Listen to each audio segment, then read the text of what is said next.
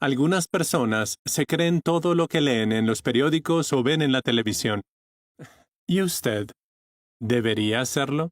Qué triste que tantas personas en el mundo se crean todo lo que leen. Hermanos, no hagamos lo mismo. No seamos ingenuos.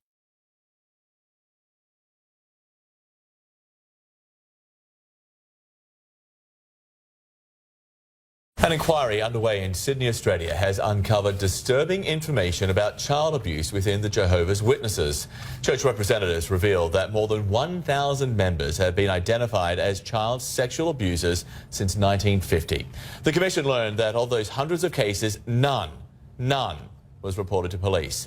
An elder testified that its church practiced not to report sexual abuse, but rather to adopt a scriptural response to allegations.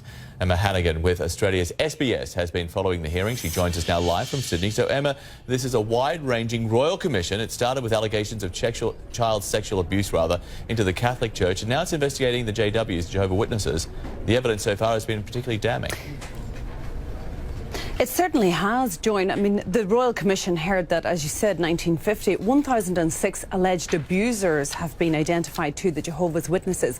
Now, that was 1,006 people, not 1,006 cases, so we don't know how many cases were, but none of these were reported to authorities. Instead, what the Church would do is they would investigate the claims themselves. This often involved bringing the abuser and their victims together to discuss their claims of abuse.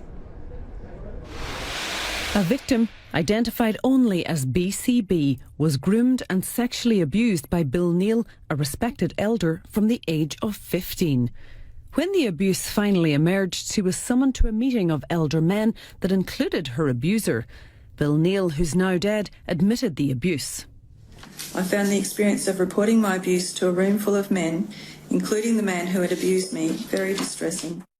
She was also asked not to discuss the abuse with anyone else out of respect for her abuser and his family. Thinking back, I now see that I was being asked to respect the man who had done those things to me, but nobody was offering me any respect or proper support.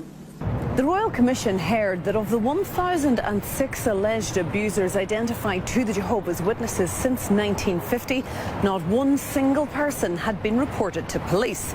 This evidence was borne out by the testimony of one of the church elders, who himself had investigated a case of abuse.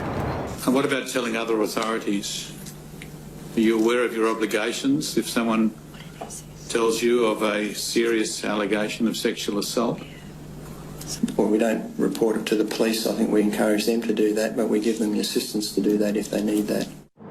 Church elders could now face criminal charges for concealing the abuse. The Commission also heard that the Church only believed victims if the alleged abuser confessed or there were two witnesses. The requirement that there be two or more witnesses has prevented at least 125 allegations of child sexual abuse from proceeding to a judicial committee. The hearing into the Jehovah's Witnesses is expected to continue for 2 weeks. The Commission heard from another elder today who also investigated BCB's case. It was told that when he was informed the woman was considering bringing her story to the Royal Commission, he asked what that would accomplish other than dragging Jehovah's name through the mud. Now, he has admitted that this wasn't perhaps the most sympathetic approach to take. And also today, the Commission has been dealing with the actual response by church elders when young women allege that they were sexually abused by members of the church.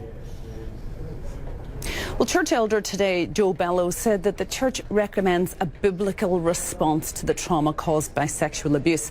The Commission heard from two abuse survivors who felt so unsupported by the church that they had both attempted suicide. Now, they say that they've never been offered any compensation, they were never offered any counselling, and the church themselves has said that perhaps this is something that they need to consider. But they certainly aren't jumping to commit to anything at the moment. Habrá consecuencias.